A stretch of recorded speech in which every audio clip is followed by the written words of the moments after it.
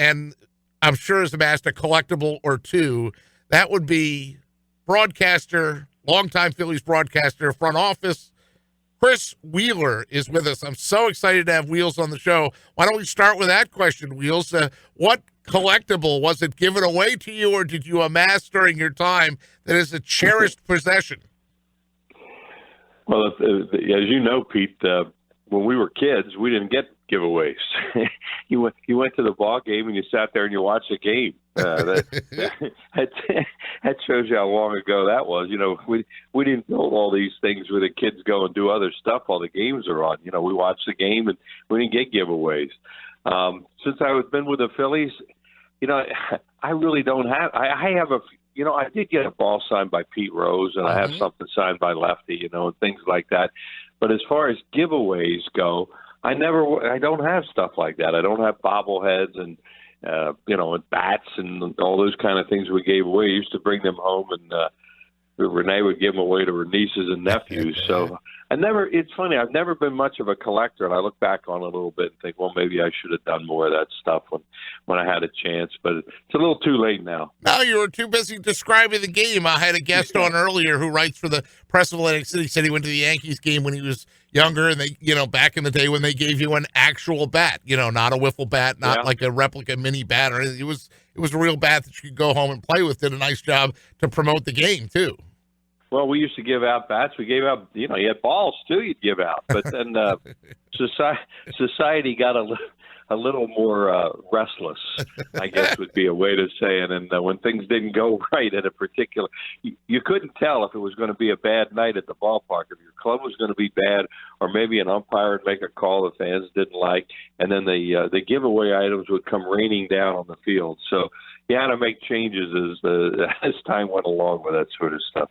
Spending some time with Chris Wheeler here this morning on the Pete Thompson Show. Wheels, I was so tickled to see you at the ballpark the other night. I know that you're mostly in Florida now, but tell us what brought you up and how nice it was. I mean, you got a wonderful reception. Plus, you might have broken the internet, buddy. I mean, holy cow, there was a lot of, and you acknowledged that in your text back to me like, yep, I'm getting a few texts. Yeah, I I have no idea about the internet because I've avoided that over the years, but well, I spent 6 months in Florida trying establishing residency down there in a new condo I bought in Clearwater. Excuse me, Pete. It's called Bel Air. It's a section of Clearwater that I got a place, and now I'm back up here until January.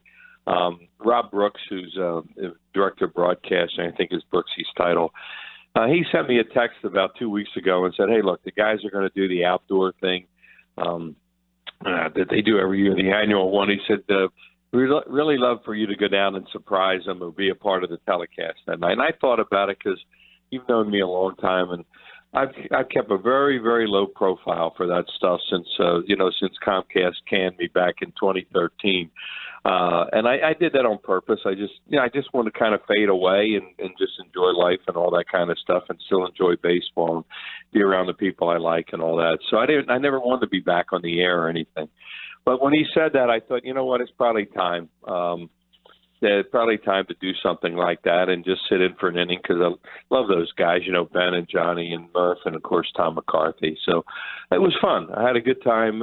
It was a magic night with Charlie being back and scoring all those runs. And, you know, you didn't have to sit there and worry about every pitch and all that sort of stuff. So I caught the perfect storm that night. And, you know, I got a lot of texts and emails and stuff and calls from my friends, and some people that you on the internet were happy to see me back. Fine. If the same haters were saying, "Oh God, he's back," well, whatever. I could care less.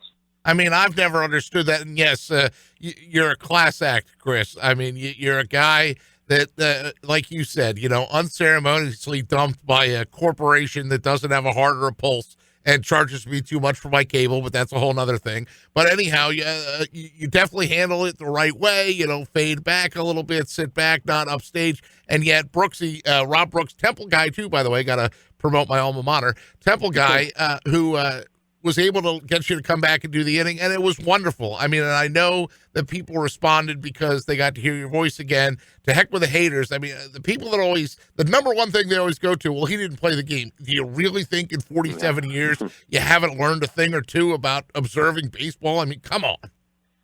Yeah, I remember when I used to get down. I used to laugh. I said, "Yeah, I played the game a lot. I played at amateur level till about 17. I knew how hard it was." But the thing that I think I did, that the ones that didn't want to give me any chance, which that's the way it goes. But I had Harry used to tell me, he says, "You see things on the field that none of us see," and I always appreciated that. But the thing that I did more than anything, I was lucky enough that I was young when I started in my 20s, and my buddies became Greg Luzinski, Larry Boa, John Vukovic, people like that. And we spent countless hours just talking about the game, whether we were on the road, whether we were out after a game, whether we were socializing. And I was a sponge for information.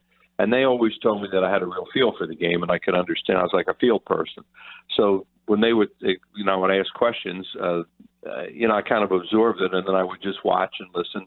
I was lucky enough to do the manager's show every night for a long, long time on radio, and I had a pretty good feel of what the manager was thinking for the given night or down the road or things like that. So, I understood that for a while. And then the ones that felt that way, as I said, I would have been more than happy to have any baseball conversation with them that they wanted, and they just shown themselves up real fast. Right, no doubt. I would describe you as being unflailingly polite. How about that? Unflailingly kind, and well, and yes, I'm sorry, Pierre. Well, I grew up with a little Catholic mother who said that it was always, "Chrissy, if you don't have something nice to say about someone, don't say it." Well, I used to tell my mom, I said, "Well, Mom, I'm on the air now. I sometimes have to say things that aren't particularly positive, but I'll always keep in mind not to be a wise guy." And that's what kind of the industry became after a while. The bigger the jackass you were and wise guy, the more popular you became. And that was never going to be me. And people that wanted that were never going to get that from me. No doubt. We're talking with Chris Wheeler. By the way, his book is View from the Booth, 4 Decades with the Phillies. I read it the minute it came out. It was excellent. Tim McCarthy said in the forward, Chris Wheeler, accomplished in telling stories, his first experience behind the mic at Penn State in the 60s, to his reflections on the Phillies ring ceremony, that infamous April 8th of 2009 when they were getting their rings. He paints word pictures like few broadcasters in any sport. I would agree with that. So let's talk this, Wheels. You talk about Vuk, and you talk about, Larry Boa and Luzinski, and then there's Charlie, right? 75-year-old Chuck, tapioca, right? Can't say the word tapioca. And somehow, some way, a 75-year-old has agreed to come back and be the hitting coach, not the manager, the hitting coach, and he's energized this team. Well, you saw I laughed right away when you mentioned him. I texted him right away the other day and congratulated him. And we've been very, very good friends because, as I said, I did that manager's show with guys, and you really got to know them as people, and they're your friends, and they trust you, and they would tell you all kinds of things. You couldn't use a lot of it, but they always led you in the right direction. So I've been very close with Charlie for a long time, and really love the guy. He's one of those unique human beings, and what he is, Pete, as much as anything, is besides the knowledge of the game, which he has tremendous knowledge of the game and hitting, especially hitting, but is that he has a tremendous way of dealing with people. He's a people person, and people trust Charlie. And I think that's the one thing that they're getting more than anything in bringing him back around. He can deal with today's current players. He understands. He doesn't try to think that everything had to be the way he was when he played in the 60s and 70s. He understands that, and he takes each person as an individual. And I used to watch him work the clubhouse, the way he could do those kind of things. And he was a master at it. And, of course, a lot of that has come out since. And you remember when he started, this town can be kind of tough. He was a country bumpkin, and he was a dope, and he didn't know how to do double switches. And then the next thing you know, he's one of the most beloved people that has ever been in sports in this whole area. And I think people love having him back. And, yeah, the other night with the Charlie chants, okay, what are they going to do if we get no hits some night? but it was great, and he appreciates that. He knows now. Vuk, we mentioned Vuk. Vuk had a great philosophy about Philadelphia. He said, the fans will test you here. He says they'll try to crack you, they'll try to break you, they'll try to find out what you are inside. And if they can, you're gone. If they can't crack you, if they can't break you, then you'll be a hero here forever. And I think Charlie is one of those people that went along with that philosophy that Book had. Yeah, no doubt. Chris Wheeler with us here on the Pete Thompson Show. Wheels, I had a guy text in on the text message board. He said, "Morning, PT. How do you think the long-term relationship will be with new age Kapler and old school Charlie? Do you think Charlie will end up taking Kapler's job as manager and be the Phillies manager again?" That was Huddy and Mays Landing. Now, the second part I can already answer, and I know what you'll say too. Like, Charlie has no interest in being the manager. He's 75. He probably hemmed and hawed a little bit about even taking the hitting coach job, if I read the quotes correctly, but it definitely looked like he felt like, hey, I've been collecting these paychecks. I really should go up and help him if I can help him. But to the first part of the question, Wheels, I'll let you answer that one. How do you think the relationship between Cap and Charlie is? Well, I don't know, Pete, and you know me. I'm not going to talk about something I don't know. I never did that. I'm not going to start now because I don't know Gabe Kapler. I've been around him a couple times. He has a magnetic personality to him of his own way of doing things. He's very engrossing. When you speak with him, you're the only person in the room. Which is a heck of a trait for another person to have. So I've enjoyed the couple of times that I've had interactions with him, but I don't know him the way I knew other managers when, they would sit there and they tell you everything they were really thinking because they knew you wouldn't use it. But knowing the way he is, I think Gabe Kapler seems to me to have a guy that really gets it. He has a total picture of what it takes to succeed.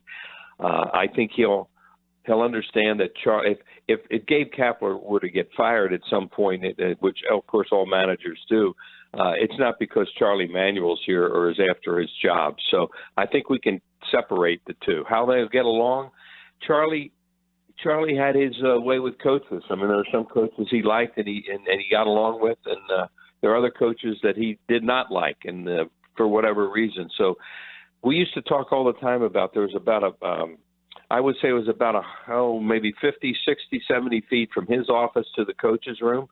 And I used to say, Charlie, there's a big difference between that walk from this manager's office to that coach's room for responsibility and all the things that go with it. And he always said, yeah, you got that right.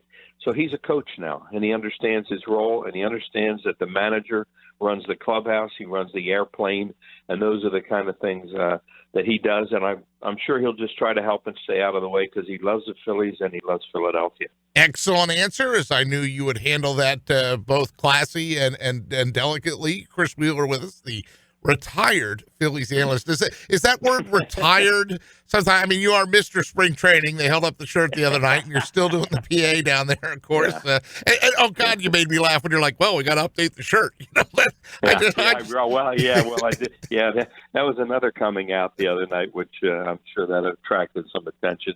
Another thing I could care less about. But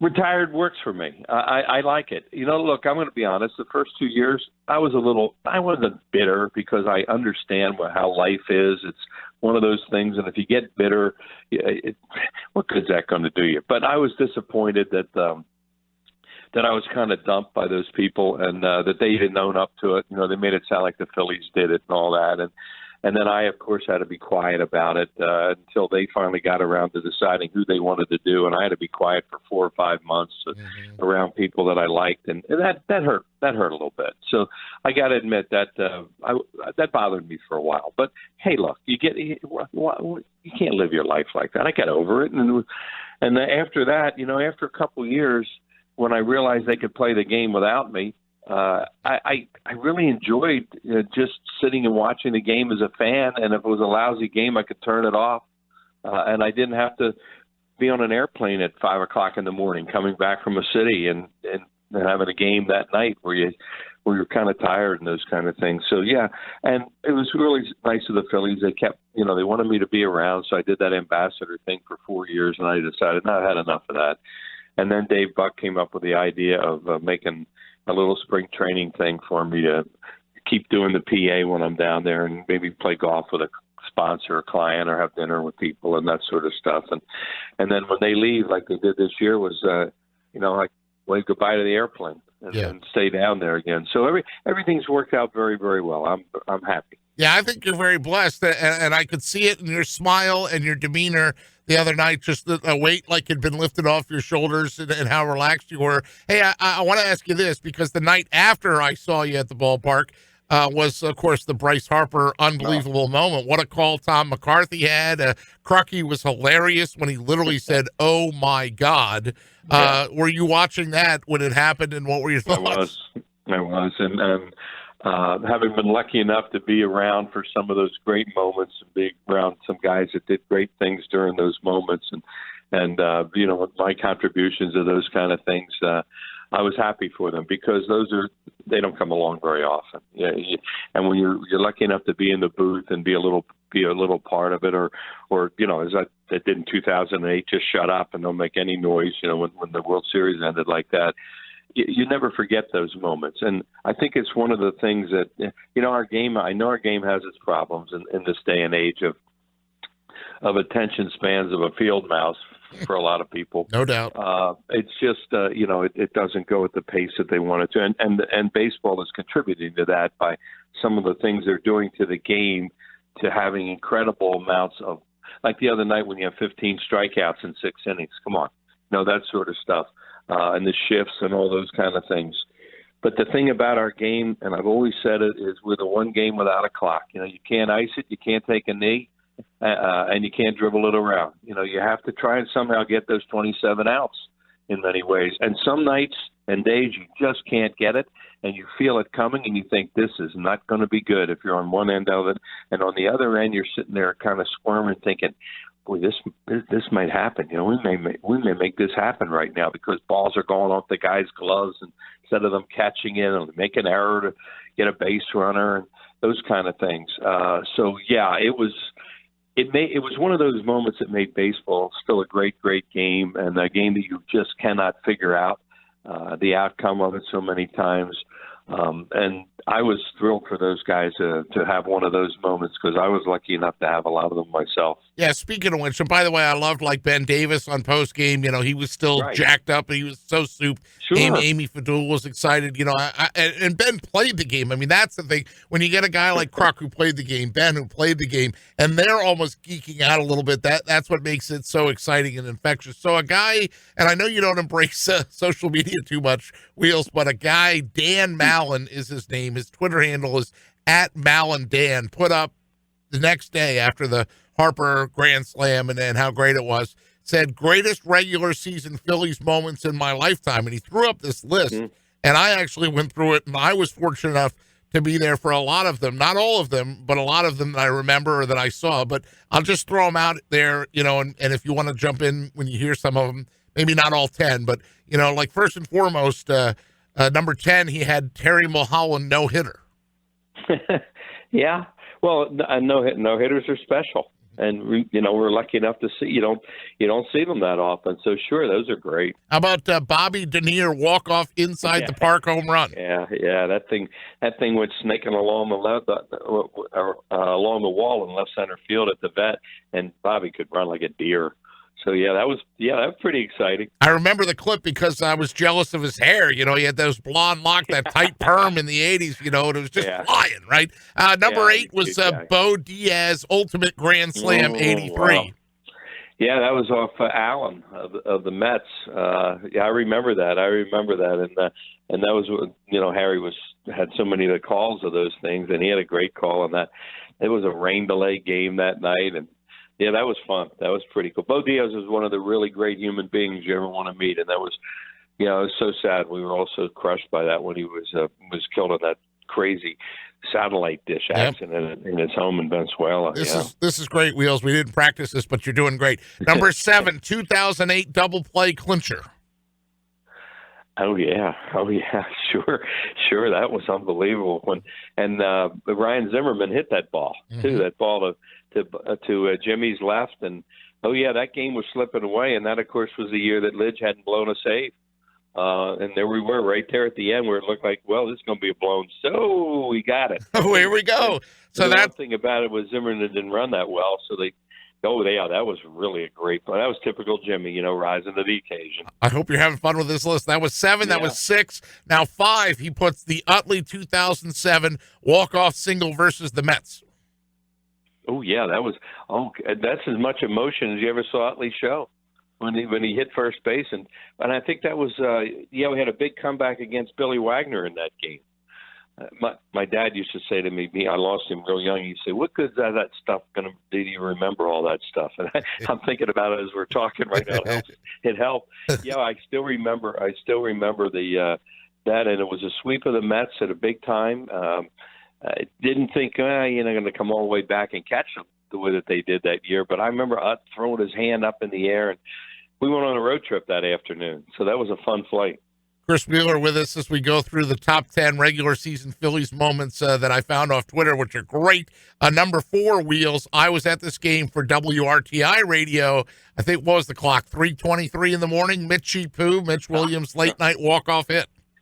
Hey, I have got great memories of that because I was working on the old Prism cable in those days, and I was with Jay Johnstone, and we did every inning of both of those games. And I had moved into a new place out here in Bluebell, and I remember walking up the driveway at like 7 o'clock, or coming in the house and getting the paper at like 7 o'clock in the morning or 7:30, all beat up and disheveled. And I thought, boy, the neighbors must think, what a roust about this guy. He's just coming home right now. So, yeah, that was fun. And then another great Harry call. Yeah, if you're going to throw out old Prism stuff, I'll give a little tip of the cap to the late Tony Irving, too, how much I love that guy. Yeah, what a good guy, Tony Irving. Boy, there's a name from the past. Yeah, thank you. Wonderful guy. Number 3, Schmitty's 500th.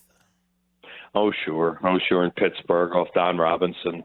And that was not only his 500th, but it was a game. It was an important game in April that year. I remember the team was struggling a little bit, and that home run turned out to be a game winner. Late in the game, he hit that long home run to left field, and once again, Harry rose to the occasion. Number 2 is Schmitty's 1980 home run in Montreal. Some of these young kids, like my producer Hunter, they weren't even born yet. They don't remember the impact this had. Yeah, Stan Bonson was a pitcher for the Expos. We had that.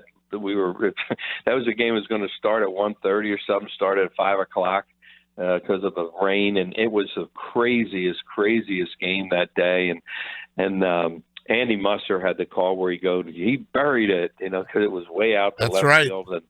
And I was lucky enough to be sitting beside him when that happened. And they had a base open with Don McCormick on deck, who was a call up in September that year. And they decided to pitch to Michael, and boom, he won the game. Yeah, there you go. And number 1 is Roy Halladay, perfect game. Oh, yeah. Well, I've only seen one of them in person. And that was one of those ones, and Tom did a great job with that night. I was working alongside of him that night, and you knew what was happening. We made sure people knew what was happening. You try to get past that old superstition stuff, which is tough for somebody like me, but you had to do that. And then you just realized how important every pitch was, how every play was. He was just magnificent that night. They made a couple of good plays, and then win that game 1-0 on the ball that sailed over. I think it was Cameron Maben was playing center field, and he misjudged that somebody hit a ball over his head in center field, and that was the only run in that game. So, Wheels, if I get my rear end back up to Citizens Bank Park before school starts in the next couple of weeks, I may see you again? I don't know. That's the other thing, Pete. I appreciate it. I would love to do that. I don't know. I think I'm going to be down there on the 30th on a Friday because we have a dinner that night or something that night to get together for those of us who are lucky enough to win the Richie Ashburn Award, which is really important to people worked in the organization.